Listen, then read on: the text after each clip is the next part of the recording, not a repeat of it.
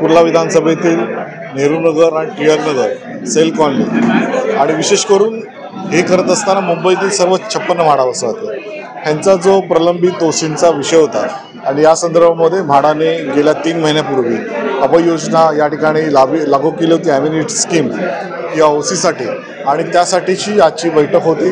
यामध्ये नेहरूनगर टिळकनगरचे सर्व जवळजवळ 500हून अधिक गृहनिर्माण संस्थांच्या सदस्यांनी सहभाग घेतला आणि त्याच्यामध्ये त्यांचे विविध प्रलंबित दोषींचे जे विषय होते त्या संदर्भात म्हाडाचे सर्वच संबंधित अधिकारी या ठिकाणी उपस्थित होते, वरिष्ठ अधिकारी होते आणि त्यांनी लोकांच्या विविध प्रश्नांना, विविध समस्यांना त्यांचं निराकरणसुद्धा केलेलं आहे आणि लवकरात लवकर प्रत्येक इमारतीचं ओसी ही पूर्णतः झाली पाहिजे या दृष्टिकोनातून आता आम्ही सर्व प्रयत्न करणार आहोत। आणि जो शब्द आम्ही निवडणुकीत लोकांना दिला होता की कुठल्याही परिस्थितीमध्ये प्रलंबित ओसींचा विषय हा आपण मार्गी लावणार आणि त्या दृष्टीने पहिलं पाऊल या ठिकाणी आपण टाकलेलं आहे। लोकांची काय काय समस्या होती, काही लोकांनी भरपूर संवाद साधले का सांगा? नाही, नक्कीच याच्यामध्ये विविध प्रश्न होते कारण त्यांच्याकडे आता डेव्हलप होऊन जवळजवळ 15 ते 20 वर्ष होऊन गेले आणि या 15 ते 20 वर्षांमध्ये जे विकासक होते, डेव्हलपर होते ते आज त्या ठिकाणी नाही आहे आणि त्यांनी जबाबदारीसुद्धा झटकलेली आहे आणि त्याच्यामुळे आज संपूर्णपणे तो भार हा रहिवाशांवरती पडतो आहे। आणि म्हणून या ॲम्युनिटी स्कीममध्ये आपण बघितलं असेल तर इंटरेस्ट वगैरे सर्व माफ या ठिकाणी केलेलं आहे। जिथे 20 लाख रुपये भरायला येत होते तिथे फक्त 1.5 ते 2 लाख रुपये भरायला लागणार आणि त्याच्यामुळे निश्चितपणानं आपल्याला याची फार मोठी मदत होणार। काय शुभकामना देणार?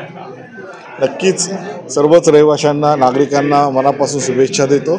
मकर संक्रांतीच्या तिळगुळ घ्या, गोड बोला। तुम्हाला सुद्धा सर्वांना मकर संक्रांतीच्या हार्दिक शुभेच्छा। तिळगुळ घ्या आणि चांगले प्रश्न, गोड प्रश्न विचारा। काय आहे ते कशा त्याचे 2-3 टप्पे आहेत ते आम्ही लोकांना समजवण्यासाठी आणि त्यांच्या ज्या काही शंका आहेत त्यासाठी इथे आलो होतो। तर लोकांना आम्ही व्यवस्थित ती योजना समजावली, त्यांच्या काही शंका होत्या त्याचंही निराकरण आमच्यातर्फे करण्यात आलं। काय सांगणार आहे, कारण काही भरपूर प्रोजेक्ट आहे ते रखलेले आहेत, लोकांचे जे म्हणणं आहेत की बिल्डर प्रोजेक्ट घेतात आणि गायब होतात, काय सांगतात? बघा, आता ह्या सगळ्या जुन्या स्कीम आहेत त्याच्यामध्ये बिल्डर निघून गेले ही वस्तुस्थिती आहे आणि ही वस्तुस्थिती लक्षात घेऊनच इकडचे आमदार कुडाळकर साहेब यांनी हा उपक्रम राबवला। त्यांनी हा पाठपुरावा केला होता, आमच्या कार्यालयाशी, शासनाशी त्यांचा पाठपुरावा होता आणि त्या पाठपुराव्यातून आता ही अभय योजना पुढे आलेली आहे।